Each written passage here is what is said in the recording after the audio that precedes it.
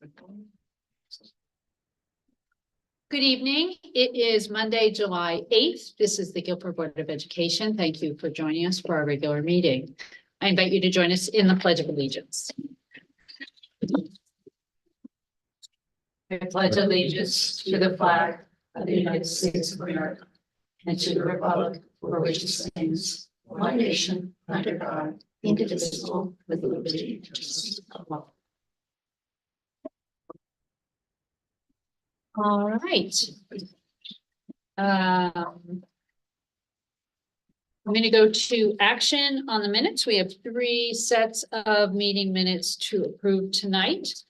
The first are from Monday, June 10th, our regular meeting. Is there a motion to approve these meeting minutes? So moved. Second. Any corrections? I have just on page 4, Okay. under 9.4, it's Regina Sullivan. I think we're just missing an I in her name. Oh, the third, yes. Okay, good catch. I did. I had 2, working backwards on page 3, middle of the page. The 2 students who received awards received them as student representative to the Board of Education. So we need to correct the finance there. And then on page 1, under 3.2, this was approval of minutes, motion made by Mr. Delventura and seconded by Mrs. Peck, but Mrs. Peck's vote isn't noted. And I don't know, so You're still on 3.2, May 13th. You're still on the June. Sorry, I'm on the June 10th minutes. Okay, got it. It's on the first page, I see that. 3.2. I don't know if you voted in favor of the motion or abstained. Well, I would assume. Oh, if of I course, seconded if you the seconded the motion, you were I here. was here, yeah. Okay, so Yeah. sometimes it takes, You know. you it's all know. right. The list of Board of Ed members who voted in favor should include Mrs. Peck. But then Mrs. Rader had abstained because she was not available. Any other notes on these minutes? All right, we have a motion and a second. All in favor of approving the minutes as amended? Aye. Aye. And 1 abstention. And Mr. Shkreta abstains. All right, June 24th, 2024, meeting minutes for the special meeting. This was an executive session. Is there a motion to approve these minutes? So moved. Second. Any No. corrections? All those in favor? Aye. Aye. All right, thank you. And then June 24th, 2024 workshop meeting minutes. Is there a motion to approve? So moved. Second. Any comments, corrections? All right, all in favor? Aye. Aye. It's unanimous. Thank you. We are up to public comments for topics on the agenda. However, there is no public present tonight, so we will move on to review and approval of expenditures for the month of June 2024. I was the reviewer of the month. This was something we went into detail during the operations committee meeting just prior to this meeting. So I will summarize. The expenditures for the month of June 2024 were $9,450,006.13. Expenditures and encumbrances through the end of June were 99.79% of the budget as compared to 99.94% in 2022-23. Revenue for June 2024 was $27,808.73, which includes $7,340.93 for Medicaid, $317.80 for non-resident tuition, and $20,150 for the magnet transportation grant. across the budget categories we have, I note that salaries are in line with the prior year. Employee benefits, tuition, and capital expenditures were lower than the prior year. And purchase services, supplies, and materials and transportation were higher than the prior year. Finally, the current projection is that we will end the year under budget. We have usually at least another month while our wonderful business department is doing their work to make sure everything is completed in terms of all expenditures for the 23-24 year. And we may find ourselves doing budget transfers in August to finalize that process. So lastly, the warrant, which has been submitted, has a total payments of $2,490,418.42. Again, we went over these reports and the warrants in detail in operations committee. Is there anyone who has any additional comments? All right, hearing none. Is there a motion to approve the June 2024 financial reports? So moved. Second. All in favor? Aye. Aye. All right, that's unanimous. Thank you. Any communications from any of my colleagues from the last month? I have received a few communications regarding our vacancy. So I've had 4 people apply so far, Okay, one of whom is qualified based on our required criteria.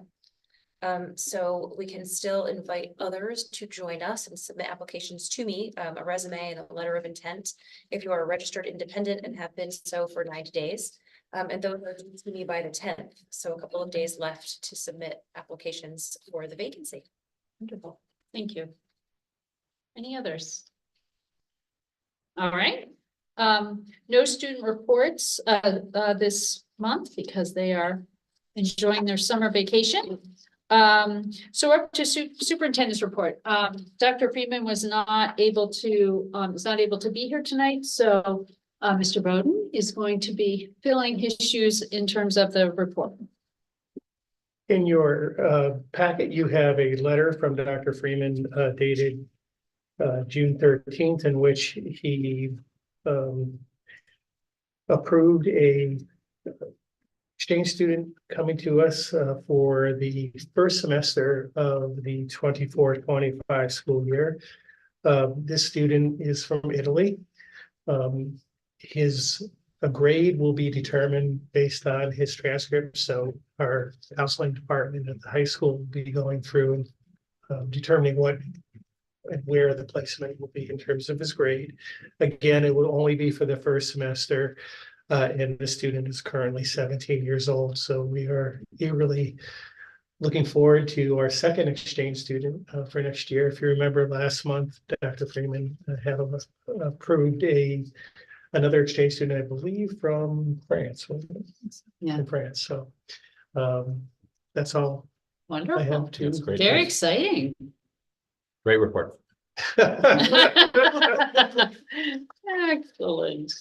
It's nice that I would say that we're back to accepting Yeah. or Yeah, able to accept exchange absolutely. students after several years of COVID and not having that opportunity. I know in my years here, working with all of you, that the students we've had in the past have really helped accentuate our population here and brought, great experiences with them and participated not only in athletics, but I know the arts and so forth. And it's been wonderful to see. So we're glad to be back to that. That's great. How do we get exchange students? Like, what's the process? The process is usually that we are contacted via Ms. Chapp at the high school or the high school principal through a state approved organization that looks to place exchange students, throughout the state. And then there's, an application process that they go through Dr. Freeman's office to see if it would be a good fit. They have to have a sponsor, obviously, and a family in town, which of course our 2 candidates do have. And it's, really, that's the process.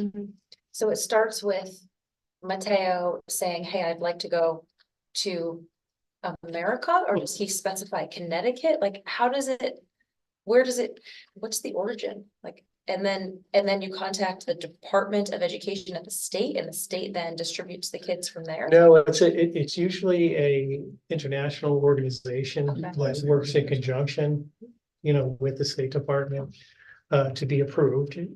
A student generally picks a geographic area of the country they'd like to be in, and then it's a matter of finding a host family and placement.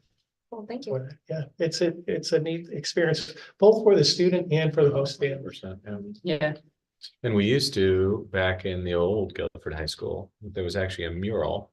You'll recall this.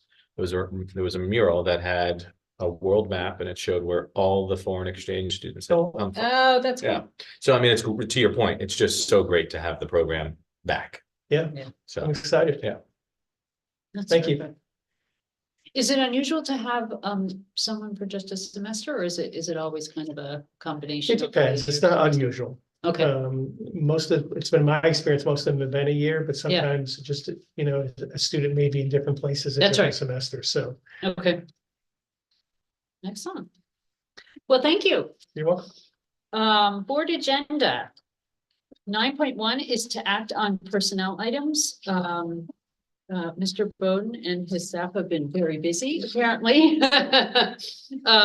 So we are being asked to ratify the appointment of the following teachers. Olivia Strelovitz for Adams Language Arts. Margaret Montag, Adams School Counselor. Christine Mulqueen, School Counselor for Baldwin. Carla Stoddard, Orchestra Teacher for Baldwin. Marcy McDermott, a Special Education Teacher for Guilford Lakes. Allison Wilkerson Mathis, Grade 1 Teacher for Cox. Madison Petoskey, I hope I haven't done too badly there, Grade 3 Lakes. Stephen Huhas, Adams Orchestra Teacher. Kimberly Ragnow, Special Education, Guilford High School. And Kristen Balsamo, Mathematics Instruction Coach, Guilford Lakes. So good 10 people we're bringing on here tonight. Is there a motion to approve the appointment of these following 10 teachers? So moved. Second. All in favor? Aye. Aye. Wonderful. And then we are being asked to ratify the resignation of one teacher, Alicia Foster, Special Education from Guilford Lakes, 11 years experience. Is there a motion to ratify this resignation? So moved. Second. All in favor? Aye. Aye. Okay, that's everyone. Thank you. 9.2, we're being asked to act on an educator evaluation plan. The board discussed this at our last board meeting, and Mr. Hamill, Ms. Sullivan, and I'm sorry? Ms. Mulqueen. Mulqueen, spent time talking to us about it at our last meeting, which was terrific. We have the educator growth plan in our packet, as we did last month, and have had the last month to review it. Dr. Goss, is there anything you wanted to add tonight before we vote on this or consider it? I just would like to thank you for even considering it, because it is, while it's very similar to what we've done in the past, it also has some pretty significant departures in terms of being really focused on teacher growth. And, as opposed to a gotcha plan, it's really a support plan, looking to grow everybody. And that's exciting to me. And I think it's very exciting to teachers. I've heard from a few teachers that they are looking forward to this opportunity to really be in charge of their own learning. It was, I certainly found it really helpful to have Regina and Kara and Doug describe some of the process, describe kind of what they were aiming for, what the committee was aiming for. You, of course, were part of this as well. Any thoughts before we consider it tonight? To me, one of the most interesting takeaways was that all ideas are good ideas. Like it sounded like the teachers could wind up saying, I mean, that's, except for what was it, the crock pot? That was not a good idea. Not good. But it seemed like we are now going to really ask teachers to come up with creative ideas for how they're going to improve their own growth as educators, which I think is exciting. Sure. Did anybody have questions or thoughts about this before we consider this tonight? All right, so we're being asked to act on this educator. It's identified in our agenda's educator evaluation plan. It is, per Dr. Goss's comment, identified here as an educator growth plan. And we are being asked to consider approval. So is there a motion to approve the educator growth plan for implementation with faculty at Guilford Public Schools? So moved. Second. All in favor? Aye. Aye. Any opposed or abstain? And I'll just note that following our approval tonight, this then goes to the Connecticut State Department of Education. Yes. Thank you very much. Sure. Very excited. No, it's great. It's really terrific. And I think I mentioned last month, having seen when Guilford was first, well, every district in the state of Connecticut was first kind of required to create this plan. It was a very different plan than that first one. It was very, there were matrices and numbers and ratings, and this is exciting. This is an exciting change. All right, 9.3, receive for possible action, awarding of the bid for the special education and transportation. So tonight, the Board of Education is being asked to approve the following bid for special transportation. Special education. Yes, special education transportation. There are 7 bus runs included in the bid. 2 vendors submitted bids for the runs. I will note that our business team did reach out to do 2 additional vendors to try to receive as many bids as possible, but neither was interested or able to meet the request. So there are 7 runs here. Again, 2 vendors. The bids have been given to our own specialty transportation to review, because it is part of their contract, and specialty transportation provides us with our overall bus services. Part of their contract is that they have the opportunity, if they so choose, to match the lowest bid for any of these 7 runs. But what we have as a Board of Ed tonight in front of us is the 7 runs and the identified organization that has provided the lowest bid. So we have STS Transportation, LLC, which has provided the lowest bid for 6 of the 7 runs, and Coordinated Transportation Solutions, which has provided the lowest bid for the 7th run. So we are being asked tonight to award these 7 runs to these bidders, depending on specialty transportation's option to match the lowest bidder. Is there a motion to award these 7 runs to these bidders? Again, noting the opportunity for specialty transportation to match any of the 7 runs at the lowest bid. So moved.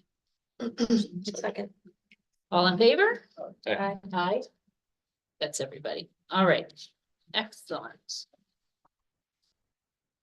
9.4 is receiving for possible action the awarding of the bid for custodial supplies. So the Board of Education's approval is requested on the following bid.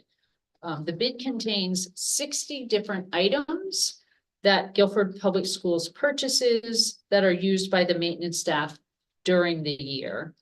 9 vendors submitted bids for some or all of the items among the 60 items that are listed. These vendors include Calico Packaging, Central Poly, Hilliard, Imperial Bag and Paper, Interborough Packaging, K&S Distributors, Pyramid School Supply, Unipack, and WD Mason. The Board of Ed is being requested to approve the awarding of each of the 60 items on the custodial supply bid list to the lowest bidder among these 9 as determined by the facilities department. Is there a motion to approve the custodial supply bid to the lowest bidder for each of these 60 items among the 9 bidders as determined by the facilities department? So moved. Second. All in favor? Aye. Aye. All right, thank you. That's everybody. 9.5, the board is being asked to act on the resolution on the capital equipment lease. Every year, we are asked to authorize a lease purchase agreement for the capital lease. The great majority of this lease is spent on technology equipment. This is where we are replacing Chromebooks as necessary. We're meeting technological equipment needs across the district. We have in the past also used it for the purchase of a facilities maintenance vehicle. But again, its primary use and purpose has been the upgrading and maintenance, as well as purchase of necessary technology to support student learning in the district. The Board of Selectmen, so the Board of Ed on their own cannot go into this lease. The Board of Selectmen did at their July meeting earlier this month approve this lease purchase agreement. They are requiring and need our approval as well. So we are being asked to pass or approve the resolution to authorize the lease purchase agreement for the technology lease. Is there a motion to do so? So moved. Second. All those in favor? Aye. Aye. Excellent. And then 9.6 is to waive the bid requirement for the capital lease and award the bid for the capital equipment lease. For several years, and I'm going to turn to Mrs. Trudeau when I'm finished here in case there's anything she wants to add, but for several years, our business department has been challenged to get 3 or more bidders for the capital lease. This is a somewhat unique approach that this lease takes.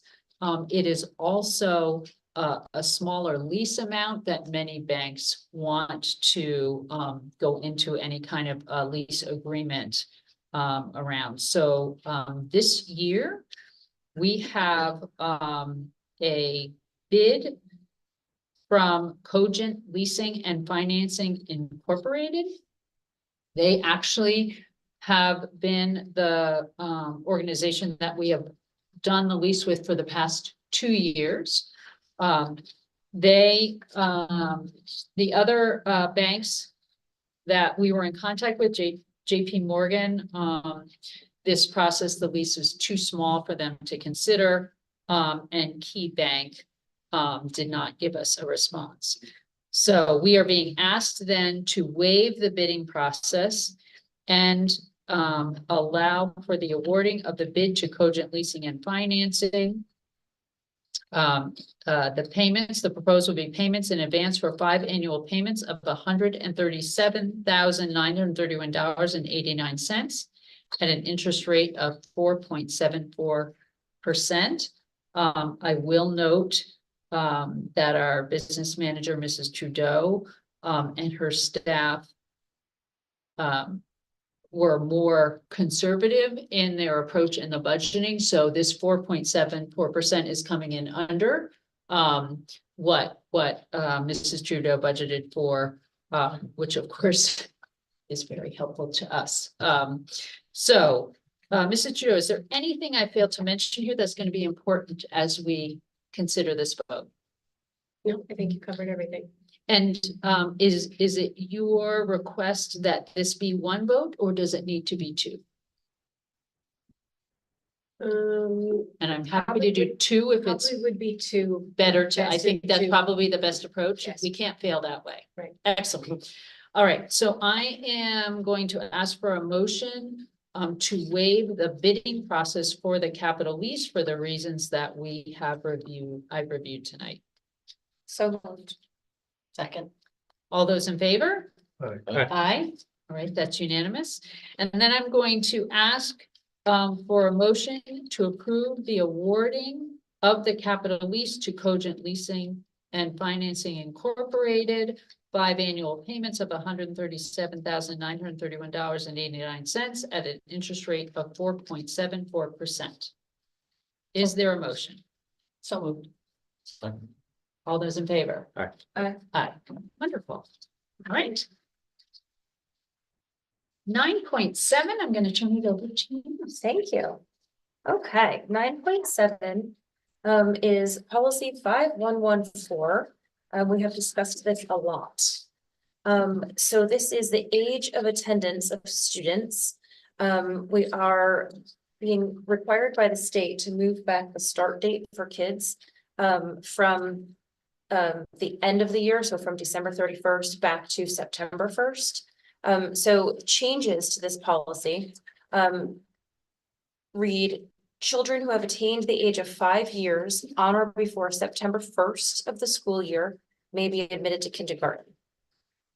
We are allowing parents to petition the school in writing to request that their child who turns 5 between September 2nd and December 31st of the school year may in fact be able to attend kindergarten if they are appropriately ready, developmentally ready for kindergarten. So the change reads, the parent of a child who turns 5 between September 2nd and December 31st of the school year may make a request in writing to the respective building principal, requesting the district conduct an assessment of the child to ensure that admitting such a child is developmentally appropriate. Upon notification from the superintendent, the Board of Education may vote to admit any child born between September 2nd and December 31st of the school year and who has met the assessment requirements to kindergarten. Any questions? We've discussed this, I feel like.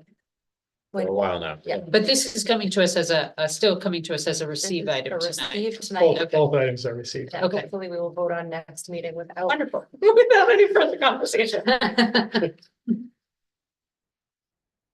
Okay. Any questions? Anyone? It sounds like we're all set on this. Excellent. Great, thank you. And then the next policy for everyone to take a peek at over the next month is policy 6334, which is the selection of educational materials. Again, this is a topic that we've been discussing for about a year. So I'll read through the changes that we are recommending. And this is really about review policies for books and materials. So I'm going to just read through, you guys can read along with me, but this will be for the public to hear as well. The changes read, it is therefore the policy of the Guilford Board of Education that books and other materials shall be chosen for the values of interest and enlightenment of all students in the community. A book shall not be excluded because of race, nationality, gender identity, sexual orientation, disability, political or religious views. Every effort will be made to provide materials that present all points of view. Any person who wishes to request reconsideration of the use of any materials in the school must make such request in writing using the request for reconsideration of educational materials form.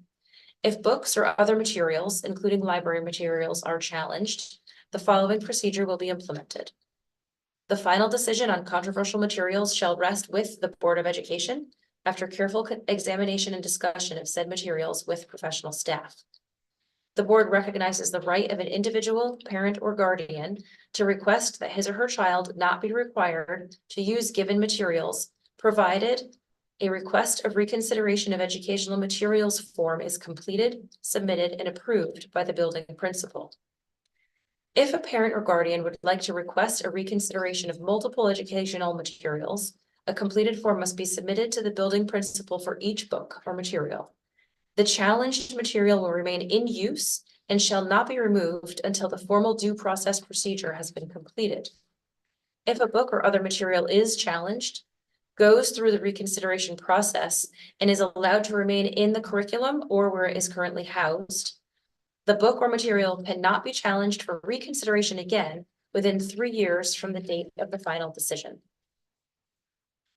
So those are the changes that the policy committee worked through at our meeting a couple of weeks ago. Obviously, if members of the board in general have additional comments or changes, please bring that to me or to Jason, and then hopefully we can vote on adopting that policy at our next forum. Terrific. Any questions about those at the moment? All right. Moving right along, reports of committees. We are in the summer months, which means many of these committees may not meet for the next 2 months until September, but policy committee, is there anything else to report? Yeah, so we just met 2 weeks ago. We obviously discussed the 2 topics that we've just covered, and then additional items that we discussed are going to be new Title IX policies that are coming from the state. So we will have an update for the board, but we're waiting to hear from the state, so we don't do that multiple times. And also the Connecticut School Climate Survey and a suicide and intervention plan, which again, we're waiting for a little bit of guidance before we wind up doing Okay, work twice. great. Thank you. Operations committee, anything else to report out? Nothing else to report? All right. Curriculum instruction and assessment committee, anything to report out? Nothing new. Nothing new. All right. Liaisons to town committees. Anything to report out this month? Summer is quiet. Summer's quiet. Summer is quiet. Once we have a new board member joining us in a month or so, we will look at all committees, including the Learn Board of Directors. All right, that brings us up to public comment, the second public comment. I am noting that there is no one from the public here. So we will move on past that, and also then no need for closing comments from board members or administrators. The only remaining thing on the agenda this evening is an executive session to continue discussion of the superintendent's contract. When the board comes out of that executive session, we will not be taking any votes or having any further discussion. The only activity will be then to adjourn the meeting. So I am going to ask for a motion to go into executive session, please. So moved. Second? Sorry, someone. That's Arnold. Arnold, thank you. All in favor? Aye. Aye. All right. Thank you very much for joining us. Thank you. Thank you.